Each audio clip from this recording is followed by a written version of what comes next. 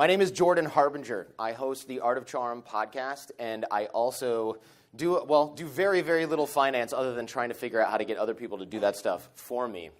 And at the end of this, I will do the kidnapping story. I know a lot of people kind of requested that, and I will make it relevant, and or not, but it'll be entertaining, which is why you're here anyway. Now, a long time ago, I used to really, something like this would have just terrified me. Any kind of being out in the open, talking with other people, being social, whatever, would have just been, I would have been vibrating and crawling into a little shell. I was a quiet, shy kid. So something like this, speaking to large groups of people all over the world all the time, is something that's not maybe natural for me to be doing. And I used to handle this as a kid by skipping school all the time. And not the cool kind of skipping school where you're singing on a parade float, going to fancy restaurants. You know what I'm talking about. Not the Ferris Bueller stuff, but the kind where your parents come home at 5 and you're playing video games in your underwear every single day. And so the system wasn't really working for me. This wasn't something that I thought I could leverage. I never thought, okay, I'm going to be somebody who leads a team or starts a company. That was never in the cards for me. And later I went to the University of Michigan, and I got a degree in languages and political science and all these things that I didn't care about when I was a kid. And after that, I decided to get a job, and it was really, really hard to do. Surprise, a lot of you probably found that out the hard way as well. But I had some friends who were really smart, and one of them went to work for this hot new tech company called AOL, and the other one went to work on Wall Street and do some stuff with trading or business or something like that because they actually had a plan for their life, which I did not. And one day, I woke up bright and early, probably 2 p.m., because I was in college, so I went to Best Buy, and I needed a new Discman because my other one had started. Remember the waterproof ones that were yellow, and you had to mash it together really hard? That thing had somehow gotten sand in it, which you'd think that it was designed to do, and no longer played cassette tapes, and that was kind of a life changer for me. So I had to go get a new one of those. And I walked in, and I'm chatting with this guy at Best Buy and talking about computers and things like that, stuff I really know how to use and make and build and repair, like any good geek. And he said, man, you should totally just work here. You know, you can move up to corporate after a few years, and you can repair computers and learn all this cool tech stuff. And so I went and I applied, and I thought, great, when do I start repairing people's broken computers and broken gear and start helping people find the systems they need? And they're like, whoa, slow your roll, cowboy. You got to sell CDs for a couple years before you can move up to customer service and computer repair. You can't just start in the big leagues. And so I saw my sort of bright future, potential bright future, get flushed down the toilet in front of a life-size cutout of Britney Spears. And so that system wasn't working for me either, and I kept losing on the system thing. And I thought, what the hell? I graduated from this great college. What am I going to do? I have no job prospects whatsoever. And like many guys with no job prospects, nothing to do, bleak future, I did what a lot of guys do, and I became a lawyer. And started working on Wall Street. There's some recovering lawyers in here. Even in the front row, they couldn't wait to hear about that. So I went to work at this Wall Street firm doing a bunch of financial derivative stuff, that, you know, the stuff that crashed the market in 2008, part of the problem right here. And I got hired by this guy named Dave. And Dave was really a cool guy in every sense of the word. Everybody thought he was awesome. And he was the man, and he was supposed to be my mentor. And I thought it would be really cool, like doing oyster shooters with Matthew McConaughey on the roof, like in Wolf of Wall Street. But it wasn't like that at all, because Dave was never in the office. And anybody who's ever hired a lawyer, dealt with a lawyer, or been a lawyer knows we bill in 6-minute increments. So what are you doing if you're not in the office? Where are you? How are you making money? And Dave was supposed to be the guy who made the most money out of most of the lawyers, most of the partners. And he was the youngest, so it was super confusing. And one day, HR asked, how's your mentorship programming going, Jordan? And I thought, well, I should just be honest and say it's terrible. And so I did. Pro tip, by the way, never make HR tell your boss that he's not doing a good job mentoring you. It's not a good career move. But he took me out to Starbucks, a real Starbucks,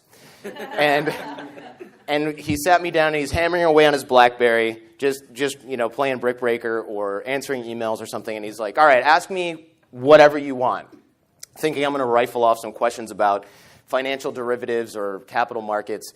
And I said, how come you are never in the office, but all of the other partners say that you make the most money out of the partnership? Like, I don't understand how it is that you're able to be a managing or a top-level partner here. Do you just work from home all the time? And he said, well, actually, I bring in all the deals. I bring in a lot of the deals for the real estate department. I know a lot of the clients. I make a lot of those connections. And this changed the way that I look at work forever, because Dave was a guy from Brooklyn who had a tan. So he knew something that nobody else knew. And I thought, if I can learn this, I can leverage this somehow, because everybody else was already working so hard they were sleeping under their desk. Everybody else was already really, really smart. So I wasn't about to get smarter, and I wasn't about to be able to even outwork these people, just physically. You'll never be as hungry as the guy who's from India, whose family is still there, and he's here trying to figure out how to get them to come over. Like, you will just, work ethic aside, you will just never be that hungry. Nor should you be. And so the playing field, again, gets leveled. No matter how smart you were and how far in advance you were in all your classes, you are now starting at ground zero. But Dave kind of had this weird secret, right? He understood the power of relationships. And I thought that was very cool, because he wasn't the smartest lawyer, and well, at least not traditionally speaking, and he wasn't the hardest working for sure. But he was the most connected. And that was something that I never thought about being an actual skill. I thought maybe you'd fallen into it in other ways, and I'll talk about that in a second. But it was his relationships that brought in the business. And since his people skills were the rarest in the firm, and possibly in the whole industry over there in New York, he was able to leverage that for compensation, just like a baseball player or a football player who has a rare set of skills can leverage that for an offer. And that had never occurred to me at all. It had never occurred to me that you could become the most valuable person in an organization by knowing the most high-level people in other organizations. That completely made no sense at the time and would take years to sink in, but that's exactly what I'd learned. And that's when I realized that in order for me to succeed inside those systems, I really had to figure out how to work outside those systems, because they weren't designed for someone like me, and they weren't designed for somebody who's just starting out to really have any measurable leverage of success, any measurable lever of success, I should say. So the strength of your relationships is directly proportionate to your opportunity, your level of opportunity, flexibility, and prosperity. And a lot of you are here for those three things, right? Flexibility, I mean, it's Friday. You're not at work right now. I guess maybe some of you technically are, but you're not in someone else's office. And there's a lot of opportunity to be had here. That's why you're here trying to create that. And of course, prosperity is basically built into the name of this conference, right? So you need to realize that your relationships are what is directly going to affect that. You can try to outwork everybody else here. You can try to be smarter than everybody else here, but that's going to be tricky. What you can do is where everyone is almost starting from near zero, which is networking and relationship development. Does this make sense so far? All right. How many people like networking? How many people think it's fun? This is a bigger number than almost any room, a bigger percentage, I should say, than almost any room. Usually one person raises their hand in the back, and it's like the CEO of the company or something like that, or the chairman of the board. It's almost never the people in the crowd, so I applaud you. But the reason that most of us hate networking or think it's a chore is because we view it kind of like we view sales. I don't want to have to do that. This is going to be super tedious. I really don't want to get involved in that. I don't want to have to schmooze. There's a million different excuses that we use to get around this. And there's a fundamental difference then in the way that we're looking at relationship development and networking. We're not looking at it like making friends somehow. We're looking at it like trying to force our business opportunities onto other people, which everyone hates, right? And that's not really what it is. And what we do at the Art of Charm, aside from talk to fascinating people like Noah Kagan and John Corcoran over here, is we also teach people how to leverage connections, how to kick competitors' butts by leveraging opportunities that they can't find, and turn something that most of us dread into something that is actually one of our greatest competitive advantages. And we've all heard this sort of cliche, right? This tired cliche of it's all about who you know. And what I like about this is most people, when they say this, they put a little stank on it, right? Like, oh, it's he knew somebody or she knew somebody. And we use it as an excuse for our performance. I didn't get promoted because, that John knew somebody, and so of course he got it. But what we can do is actually turn this around so that people are starting to say that about us, and that it makes sense that it is all about who we know, and we're therefore maybe a little bit more deserving of the positions and the opportunities that are flowing into our lives. And when I first started learning about relationship development and networking, like I said, I thought, okay, you're born into this, your parents know some people, you went to a private school with a little blazer with like a insignia here and some shorts, and you have good neighbors. So, of course, all these opportunities that you were kind of born into, they start to float up to the top when you're an adult, ... profit, job, success, fame, whatever. And that's not necessarily how this works. You can have good neighbors. You can go to a fancy private school, of course. And if you can marry into it, by the way, highly recommended if you can pull that off. But whether you're born into it or not, if you intentionally apply these processes, you can actually get further along than somebody who's coasting on what their parents built a long time ago.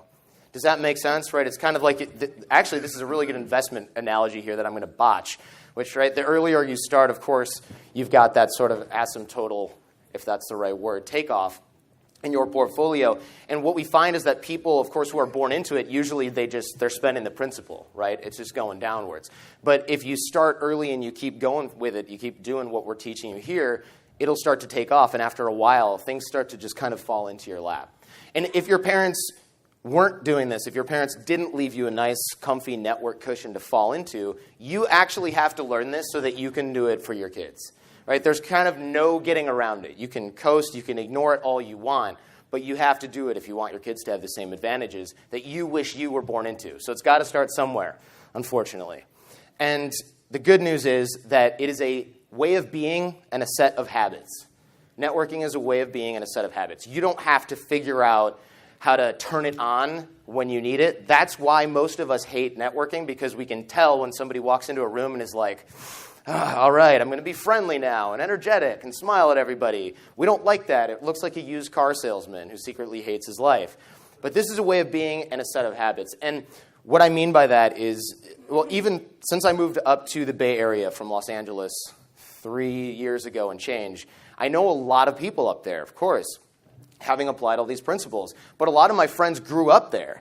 And when we go out or when we try to do things, a lot of them say, how do you know so many people? You know more people than I do. And the reason is because even though they were born there, they have their entire school network there, all their job networks there, they aren't applying this stuff intentionally. And so their network grows at a very, very slow rate. It's like keeping cash in a savings account instead of investing it in something that's going to grow. And so once you see the matrix and you see how the relationships develop, how they stick, how they work, and what turns people on and off, you can't really turn it off. It's, again, like seeing the matrix. You see the code, you realize what's happening in a room, you realize what people are doing, read body language and things like that we teach in little specific chunks. You can really start to see things that well, sometimes it can be a little hard, right? When you start to read people, you get this weird dichotomy where you're better at reading people than you are at presenting yourself. And so you start to get a really unbiased, or at least self-biased only view of what other people think.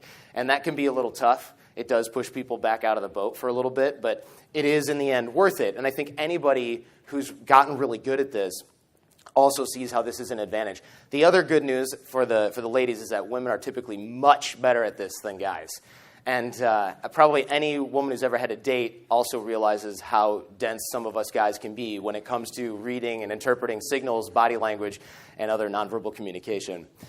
The other good news is that everybody has the capacity to do this. How many consider themselves kind of an introvert or something like that? Some kind of shy introvert. So probably half the room-ish. And the good news about that is that you don't have a medical excuse for not doing this anymore, because being an introvert only means that you recharge when things are quiet and you need a little me time. And I am also an introvert, as you can tell by my backstory. And what all that means for us is that after something like this, I need to go watch Netflix for a minute or play some Candy Crush, like my man up in the front row here. So you can get good at it, and you better get good at it, because this is your job search army should you ever need something like that. But for most of you, this is a business development army. This is a reader, follower army. This is a customer, a client army. And it keeps opportunity coming into your life at what I think is now, at least for me and the folks that I've taught this to a few years back, this is an unstoppable clip. And when you see people who are really good at reaching out and generating relationships, and I recognize some faces in here of people that I've talked to years ago about something and have just been really good about follow-up, the opportunity that I see coming towards their business, the success they're having, this is not a coincidence. The people that dig their heads in and work on something and then present it to the world, sometimes it works, sometimes it doesn't. The people that dig in, present something to the world, and keep talking to everybody, somehow they keep building on that foundation, even if their original idea wasn't that great. How many of you are working on the first original idea versus how many of you are working on some sort of second, third, fourth iteration of an idea, blog, product that you have had for years and years and years that has changed because of feedback, right? And a lot of the people with their hands up are the people that have been in this game for a while, that have seen the success that relationships and things like that can bring. And Dave, by the way, that guy, the Brooklyn guy with the tan who hired me, when our firm went and sank, like a lot of other firms did during the financial crisis, he walked out the front door and walked into another firm as a partner, which is kind of unheard of. Right? He walked out as a partner of one and into a partner of another during the biggest recession that we've seen of late. And the way that he was able to do that, he probably got a raise, for God's sake. The reason he was able to do that is because he had a book of business, and that is something that every organization needs no matter what. If you have a book of business, you can win. You can be you write your own ticket. And I used to see him when I started to work at Sirius XM Satellite Radio to do the show. I used to see him in the same building, and he would be like, "I know you from somewhere." As I would go up to the 42nd floor, and he would go into his basement dungeon like a lawyer. And I thought that was a pretty cool outcome for him and for me, for that matter. If you can walk out of a sinking business and get a raise, you know you're doing it right. So one of the action steps that I love to give during these little presentations, little homework, which everyone loves, is after this, don't settle for the Facebook group that is probably going to be created for you guys. Don't settle for the little kind of niche presentation email list or whatever ends up happening. Find the top 10 or 15 people that you actually liked, got along with. Doesn't matter if you can see any opportunity for them to help you or not. Just the people you clicked with. And make sure you follow up with those people, both via email, but if you can, and don't use this as an excuse to wimp out, if you can, get their phone number and text them. I know, texting, personal communication. Since when is texting like the most intimate form of communication that we have now? That's no good. But do that instead of settling for email or Facebook. The reason is because we've all seen kind of, I got busy and I didn't check that Facebook group for 18 months, so yeah, I don't know anybody in there anymore. When you get a text, though, you read that ish in like 10 minutes, right? I do. Yeah. So do that. Top 10 or 15 people. If you have more, great. But don't try to do like 50 or 100. And it's going to be too much work and you'll give up. Trust me. I've experimented with the number. And the hitch here is if you willfully decide to ignore the skill set, by the way, only 10% of you are actually going to do that. That's something I've noticed as well. It's kind of the top 10% of people are actually going to do this. The rest are going to write it down and go, yeah, I'll do that. I'm totally doing that. And by the time you get off that plane, you're tired and you don't feel like it. And it goes in the binder that goes on the shelf that came from this conference that one day you're totally going to look at and review. But the hitch here is that if you decide to willfully ignore all of this advice, all of these different skills, you're just being willfully ignorant to the secret game being played around you. What that means is if you decide, well, I'm going to do this a different time or a different way or not at all, or Jordan might be right on this, but whatever, some excuse.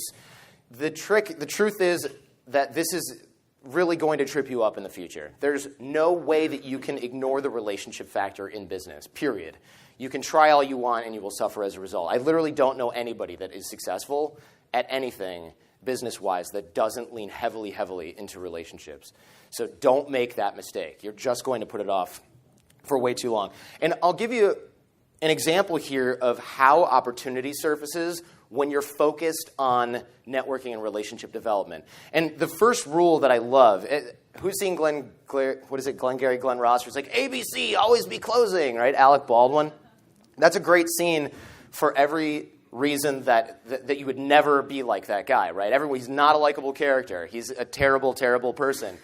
And ABC's really catchy, so people love it, and they love those little brass balls that he has in his briefcase, and they love the quote, and the scene won an award just because people really resonated with how awful this person really is.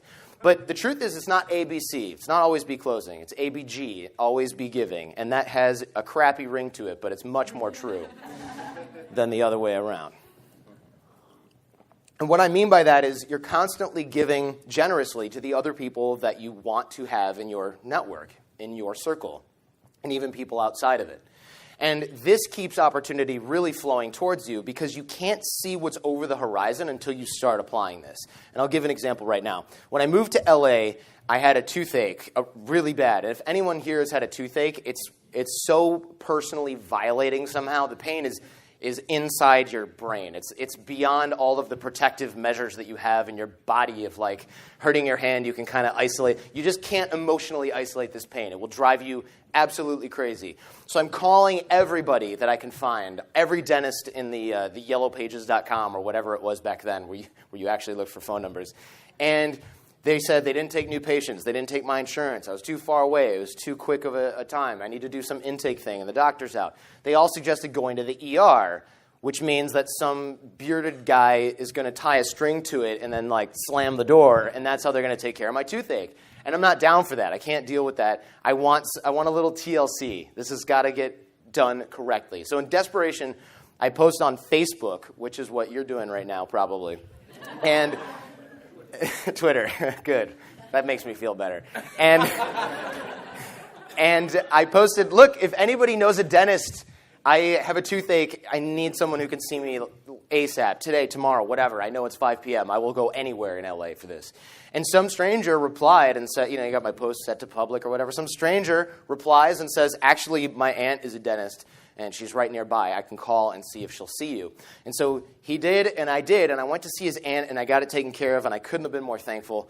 And of course, I said, let me know if I can ever do anything for you. Kind of a trite little pleasantry that we say a lot here in the States that doesn't mean anything generally. And he said, sure, here's my graphic design portfolio. I'm looking for a job. Now, that would have been really convenient if I had a graphic design job for him, wouldn't it? But, of course, I don't feel like I necessarily owe him a career in exchange for a dental referral. But I did say I'd keep my ear to the ground for him. And I did. And a few days later, a friend of mine reached out and said, hey, I noticed you have a really classy website there for Art of Charm. I would love to find somebody who can handle this. My designer sucks. And I said, look, I use somebody in-house, but I have a portfolio I can send to you. This guy seems nice, and he's pretty reliable, at least as far as communication.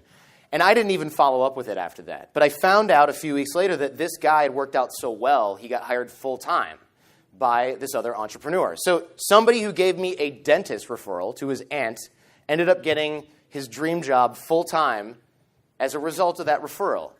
And this is important not just because it's a great little ditty about how networking can work to your advantage, but it illustrates the point that over the horizon are opportunities that you can't see. Because if he just wanted to get a job, he probably would have been reaching out to a ton of people. I would obviously have ignored that. You guys all get tons of emails, people wanting things, and they just go straight to file 13. And so he doesn't see the opportunities over the horizon because they're not visible, plain and simple. You can't predict those. And of course, if I'm thinking, well, I don't need to pay this guy forward, it wouldn't have worked out either. So if you consistently give generously, sometimes you're going to get something back. And it's okay if it's one time out of 100. It doesn't matter because it doesn't cost you to give most of the time. A dental referral costs minutes of your time at the most. And you're helping out 2 people in your network because it's a mutually beneficial introduction. And this is extremely, extremely important to realize. The way that you're helping people doesn't rely on putting you out. It doesn't rely on taking up a ton of your time. It merely relies on you connecting people in your network to other people in that same circle. And it's not always like this. It's a numbers game. And anybody who's been to Vegas or lives in Vegas knows that the way you increase your odds in a numbers game is you just simply keep playing. So you might be sitting here thinking, I help tons of people, and I always get the shaft. And that's fine. That's actually going to be that way most of the time. You just have to become okay with that.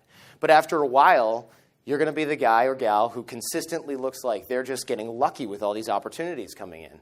Business, speaking opportunities, blogging, referrals, whatever traffic, followers, mentions, whatever the currency is, that stuff's going to come back. And it's going to start, and it's not going to stop as long as you don't stop giving. And we call this social capital. And what this means, social capital essentially is more efficient than money. It's like barter. It's like a trade in a way. And it's always been that way. It's always been more efficient than money. It's just that we had to invent currency because trading 500 goats over 500 miles became a little cumbersome after a while.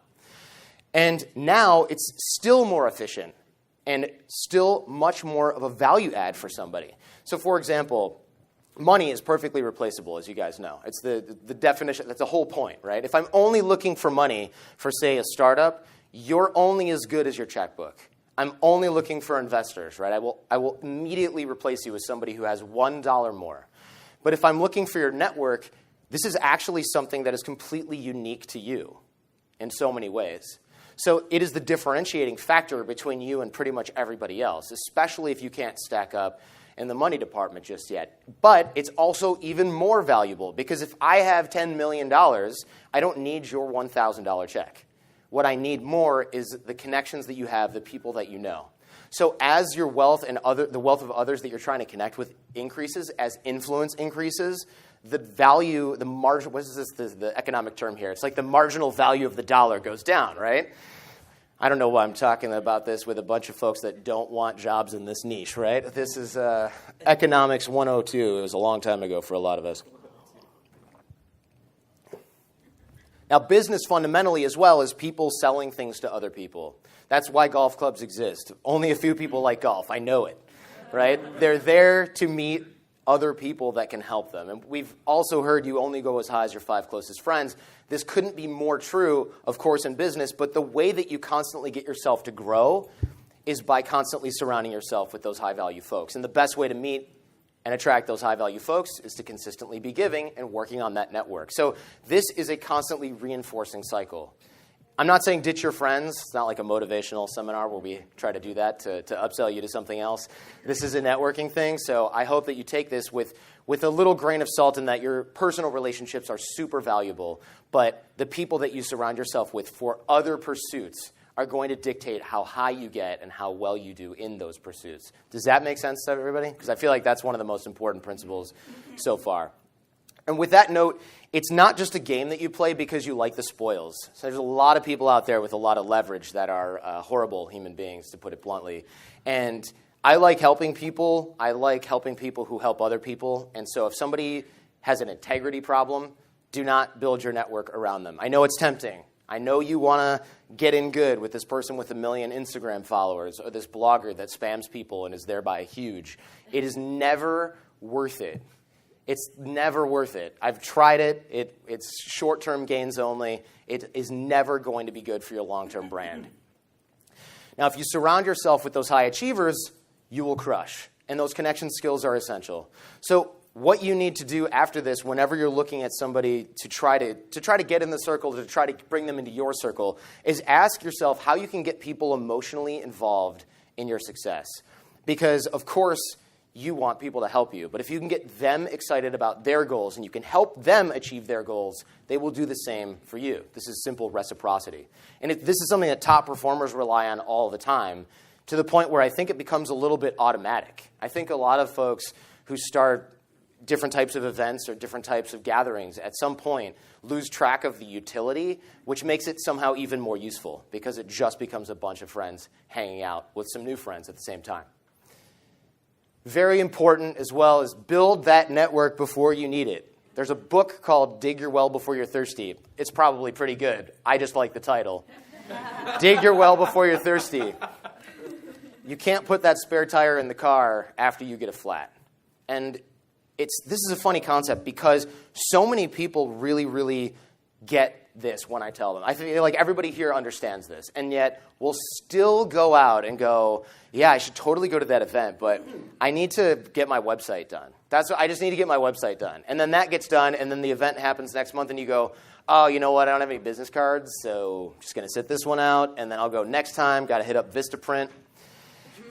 And then there's another sort of false deadline, right, that keeps you from doing this, and then you do your product launch, and you reach out to the network that isn't there for help. And it doesn't do nearly as well as it could have done if you dig that well before you're thirsty. Creating relationships when you need them is already too late. It's already too late. We know from job search statistics that 80% of jobs are found through personal connections. Same like the graphic design guy who gave me his aunt as a dentist. 80%.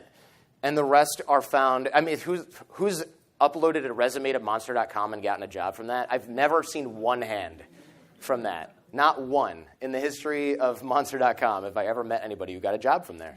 Who doesn't work at the company. That doesn't count. But everybody who works at my company, everybody who works at The Art of Charm, got their job through a personal connection. And you might say that that makes sense because it's a small business and that doesn't count. But we already know the statistics bear this out, that even large companies usually hire based on referrals. This is a constant process of asking for and offering help. I know we're ABG, we're always giving over here, but the other side of the equation is asking for what you need. And this is very hard for a lot of folks. I feel like once we get really good at giving other people what they are looking for and we get good at anticipating their needs, we start to worry about maybe not getting something in return. And usually you can tell it's because we haven't been asking. Because, oh, I don't want to be salesy. I don't want to be pushy. I don't want them to think that I just wanted this all along and that's why I was helping. And so we have to get over that mental, that emotional hurdle. So this is about taking care of your needs as well, but always give first. In fact, give 3 times as much, and then you'll start to feel more comfortable asking. But if you're only giving and you're not asking, you're only doing one side of the equation. And this is going to be bad for you in the long run as well. It's not a Rolodex. It's not about the business card stack that you've got after this. It's not about your Facebook group. This is about action. If you help other people out after this, if you help other people out and get what they want, you will get in return. I promise you. A lot of folks think that this is like some kind of networking pie that when you take a slice, it goes away and it gets smaller, closes up. But this is about a networking muscle. You got to use it. It grows. If you don't use it, it atrophies. Right? It gets smaller and weaker. And we know this. We've seen this happen to ourselves, right? Where somebody reaches out and you're like, wow, I haven't heard from Tim in like 3 years. And you're kind of excited because you think you're going to catch up with an old friend. And he's like, let me tell you about Herbalife. And you can't wait to just like spike the phone down as hard as you can. The more you network, the more you introduce people to one another, the stronger that network becomes. So remember that. There's no using it up. That literally cannot happen. It only happens if you stop giving. If you hoard it, it atrophies. Now, I used this by accident when I didn't get into Michigan law at first. In fact, I couldn't even get that Best Buy job, right, because I had to sell CDs for Britney Spears. And I thought, I'm screwed. Like, now I legitimately am screwed. I can't even get a job that I want at Best Buy. I'm totally out of luck here. And I didn't get into law school. I was on the waiting list, and that was what all my friends were doing, except for the guy who went to AOL, and which I didn't. I mean, come on. And so that's worse than Best Buy by a lot. And I asked my friends for advice. I asked all of them, literally every single person that was going to law school, I asked for advice. And one guy who I rarely talk to said, well, you know, I read something on some blog message board thing where this guy wrote a letter and it was really persuasive, but he sent it to the admissions committee and he did it in like a legal format. And so you could try that, but otherwise, you know, you could just reapply next year or two. And I thought, all right, I've got nothing to lose. I'm up at my girlfriend's cottage or something, you know, up north. I got 3 hours to kill. Why not fire off an email? Worst case, it's a waste of time. So I researched legal formats on some website, and I formatted a letter in that format, and I sent it, and I got a call in 5 hours from the dean of admissions that said that they were really impressed with the creative angle that I took. And so they were going to let me into that next year's class without applying again the following year. So think about this. I ended up going to one of the best law schools in the United States. This is what I'm doing with my education, but whatever. Because I asked. That's it. I simply asked. And that was an enormous realization for me, that you could ask people for help, and you could ask other people for favors, and you could ask other people for things that you need, and you might actually get them. Think about that for a second. One of the best law schools, just because I asked. Now, I know that a lot of folks wanted Q&A time for this, but I will tell you a little story about how I managed to learn some of these skills the hard way. In 2005, I was 25 years old, and I worked in this country called Yugoslavia that doesn't exist anymore. And I was teaching English over there, but in order to live there, you have to register with the government, and you have to tell them where you live, and you got to go to the police station, and they make you sit with a bunch of criminals and prostitutes while they register you, and if you try to get up and go to the bathroom, they yell at you because you're in with all the other people that get arrested. And if you're a foreigner and you're moving around a lot, like every other month, you start getting tired of that ish, right? So I decided, look, I'm going to live by myself, not in some old lady's living room, because you had to live with a Serbian person too. Some old lady's living room with like her cats walking on my head at night. I want my own place. Technically not allowed. And so me and my friends came up with this brilliant plan to tell the police I was living with them for the rest of the year, but really I was going to rent this other place from some other friends of ours. And what could go wrong, right? So we registered me at my friend's house, and the police go there to spot check a couple times. No big deal. He's not here right now. He's traveling, whatever. We'll bring him in another time. And one day I get a call, probably Thursday, whatever, 1:30 in the morning. And my friend says, "You're moving out right now because the police said that if they come back again tomorrow and you're not here and you don't have stuff here, we're all going to jail. So you need to relocate. I'm coming to pick you up. We're going to go to the police station, and we're going to move you to somebody else's house temporarily until we can figure this out."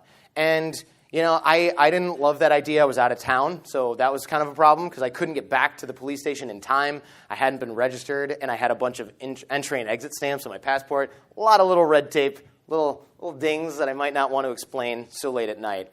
And so the police finally decided that I was missing in the country, not checking my work that I go to every day. This is their strategy to find me.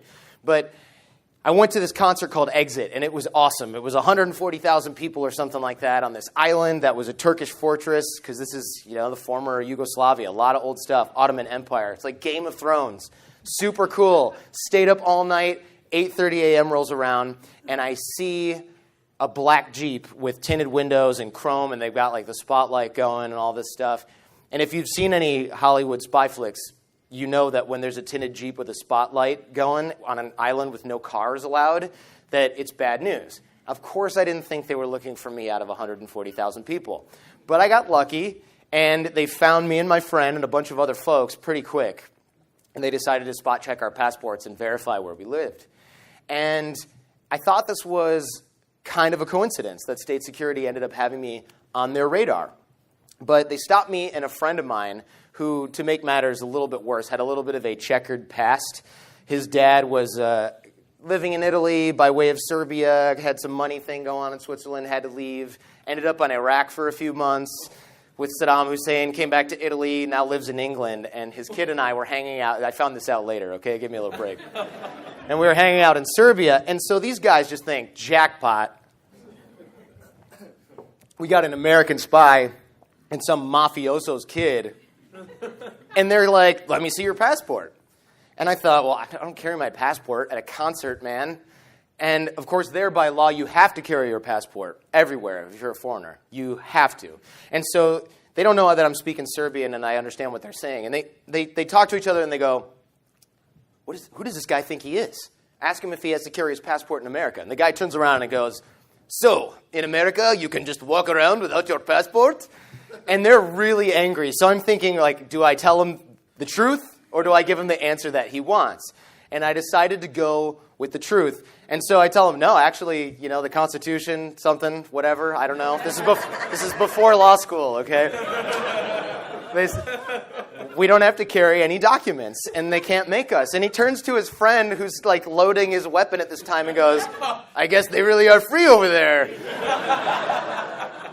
And these guys are red-faced, red eyes. They've been up all night. They're probably on something. Like these are state security officers, so these aren't like American FBI agents, professional, getting the job done. These are like militia guys from Bosnia whose village got burned by Croatians that now live in Belgrade, and they give them a badge, which is what you do with people who are traumatized and violent, I guess, over there. And they're talking about how America is the enemy, and, you know, I bombed their country because, again, you know, 2005, we're sort of fresh off Milosevic, and I'm sitting there undocumented in the country by myself with a fellowship from the Department of Defense. And so I'm facing the idea of getting pistol whipped in front of 80,000 of my closest friends here. And I'm replying, look, I don't have any bombs, I don't have any planes, I just teach English to refugees. And they didn't think that was cute. So they're like, all right, you're coming with us. And so I go to get in the car, and he says, no, you're not getting in the car. You're getting on the side of the car. Because inside the car, they had like rifles and guns and a bag of Doritos, which is kind of weird. And then they have running boards on the side of the Jeep. You guys know what those are? Those like little step things before you get in the Jeep. And so they're making us stand on those, and they open the sunroof. And we're hanging on to the inside of the sunroof. And they start to drive off this island. Luckily, right, dirt roads, they're going really slow. It's not a big deal. And then we get to the highway. And I think, I should have tucked and rolled well before this point, but I didn't, and now it's way too late to do that. I'm just imagining kind of like which limb will fly off if I let go of the top of the car. And of course, at this point, I've got one hand in the car, and I've got a beer in the other hand because they made us get beer. I swear to God, they made us get beer. And so I'm holding this beer, and I'm like, I don't want to drop it in the road because it seems like littering is so bad, and I can't really think straight right now, and it's going to break.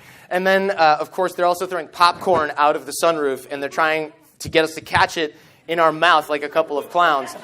Because before getting to the highway, we had to rob a popcorn vendor for these guys. And so this is just like a circus, and I can't believe what's going on. And I look at my friend, and I think, just hold on tight, and we'll be fine. I mean, these guys are just messing with us. It's totally going to be okay. And the regular police slowly pull up behind us, and they're waving this little European police stick thing that means, like, pull over to the side of the road. And these guys unroll the window, and they just do one of these.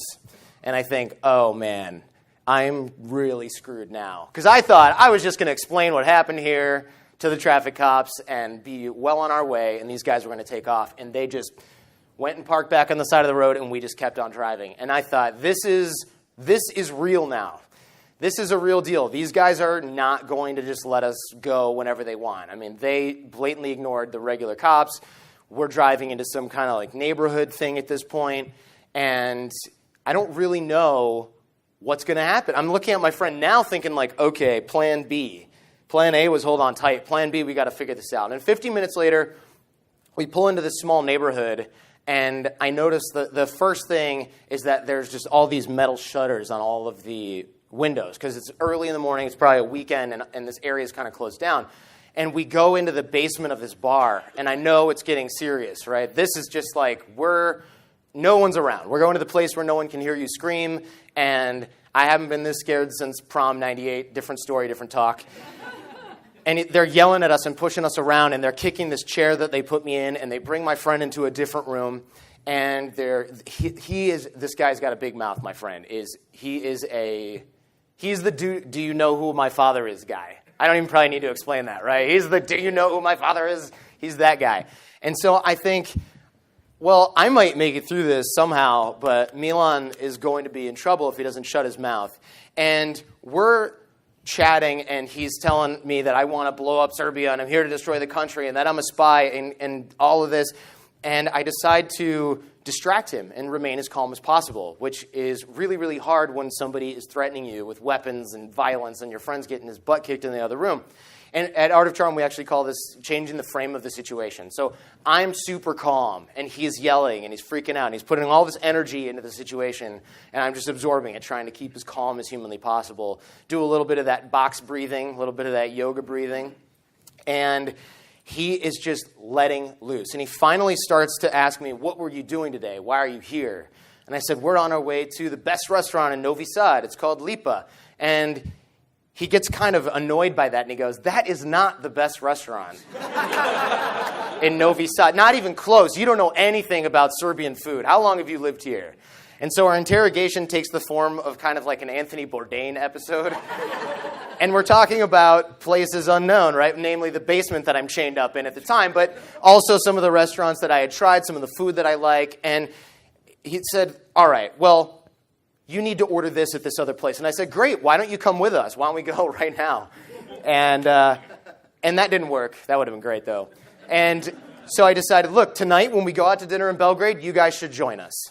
And he didn't buy that one either, unfortunately. But it did manage to calm him down. And at this point, I'm sweating, and I'm thinking, like, well, I'm probably never going to have a chance to eat any of this deliciousness that we're talking about right now because he's still a little bit hyped up. But we're still talking about food. Meantime, my friend is getting pummeled in the next room, just trying to, between punches, be like, dude, you know who my dad is. And it's not going well for him at all.